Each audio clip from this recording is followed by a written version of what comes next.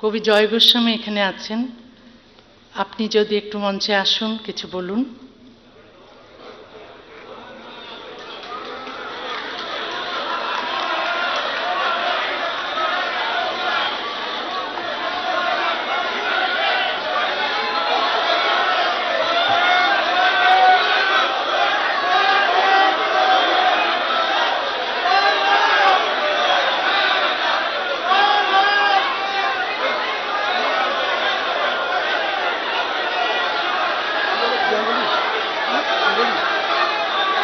দেখুন, এটা তো কোনো রকম কোনো আগে থেকে নির্দিষ্ট কিছু ছিল না। তসলিমা হঠাৎ ডেকেছেন, আমাদের তাতে কোনো রকম ভূমিকা ছিল না, এবং দর্শকরা তাকে এতটাই অপছন্দ করেন দেখা গেল।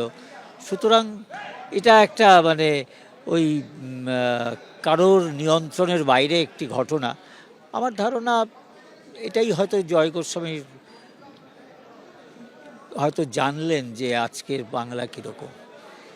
2007 সালের 22শে নভেম্বর পশ্চিমবঙ্গ সরকার আমাকে কলকাতা ছাড়তে বাধ্য করেছিল। আমি কোনো অপরাধ করিনি, কোনো আদালত আমাকে নির্বাসনের সাজা দেয়নি, তবু মৌলবাদীদের হুমকির মূল্য দিতে হলো আমাকে। আমি তো আমার দেশেও কোনো অপরাধ করিনি। তারপরও আমার দেশ বাংলাদেশ আমাকে শাস্তি দিয়েছিল। 32 বছর আগে আমাকে নির্বাসন দিয়েছিল। তৃণমূল সরকারের আমলেও তসলিমার উপরে এই অলিখিত নিষেধাজ্ঞা বহাল ছিল। রাজ্যে ক্ষমতার পালাবদলের পর কলকাতায় প্রত্যাবর্তন হলো লেখিকার। আজকের দিনটি সাক্ষ্য দিচ্ছে, ভয় চিরস্থায়ী নয়, নিষেধাজ্ঞা চিরস্থায়ী নয়, বন্ধ দরজাও চিরকাল বন্ধ থাকে না। নির্বাসিত অবস্থায় কবি লিখেছিলেন, ভালো নেই আমি, এভাবে কেউ কোনোদিন ভালো থাকেনি কোথাও। এভাবেই তুমি আমাকে রেখেছো কলকাতা, এভাবেই নির্বাসনে, এভাবেই এক ঘরে করে। নির্বাসিত মানুষের ক্যালেন্ডারে বছর শুধু সময় নয়, প্রতিটি বছর একটি বন্ধ দরজা, প্রতিটি মাস অপেক্ষা, প্রতিটি দিন নিজের ঠিকানা হারানোর দুঃখ।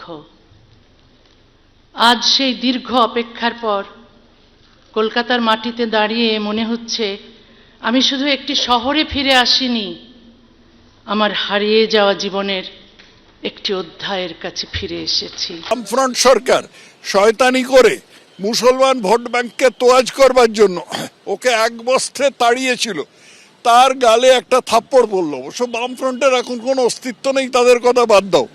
কিন্তু যেটা হয়েছে আজকে সেটা হচ্ছে যে তসলিমার প্রতি যে অবিচারটা, যে নোংরামিটা করা হয়েছিল, বামফ্রন্ট করেছিল এবং তারপরে তাদের মেধাবী ছাত্রী মমতা করেছিল, সেটার আজকে কিছুটা হলো প্রায়শ্চিত্ত করা হলো।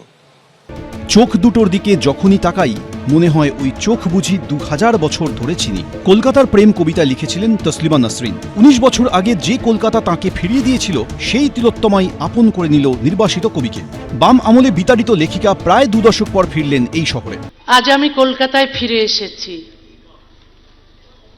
এই একটি বাক্য উচ্চারণ করতে আমার প্রায় 19 বছর লেগেছে। শনিবার রবীন্দ্র সদনে লেখিকাকে সম্বর্ধনা দেন মুখ্যমন্ত্রী। নতুন সরকারের হাতে এই বাংলার গণতন্ত্র, সংবিধান,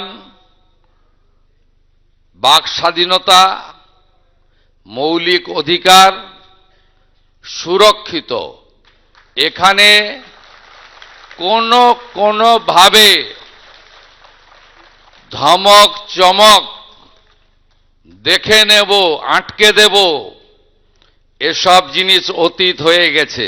আপনি যখনই মনে করবেন বারে বারে আসবেন, সুরক্ষিত পশ্চিমবঙ্গে আপনাকে নিরাপত্তা দেওয়ার দায়িত্ব রাজ্যের মুখ্যমন্ত্রী তথা পুলিশ মন্ত্রী শুভেন্দু অধিকারীর।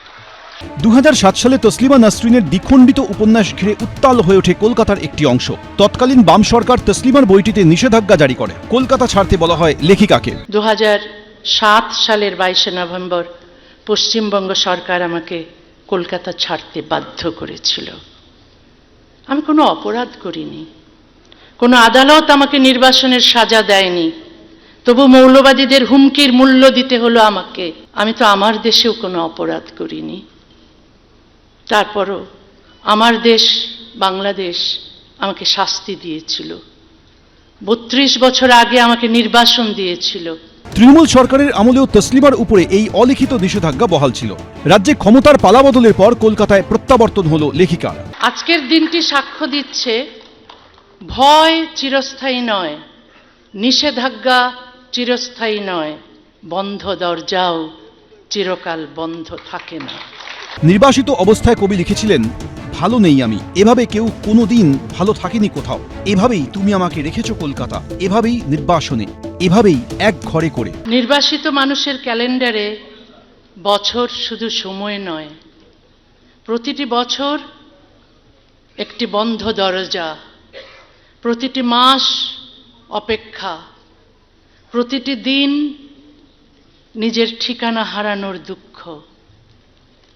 আজ সেই দীর্ঘ অপেক্ষার পর কলকাতার মাটিতে দাঁড়িয়ে মনে হচ্ছে আমি শুধু একটি শহরে ফিরে আসিনি, আমার হারিয়ে যাওয়া জীবনের একটি অধ্যায়ের কাছে ফিরে এসেছি।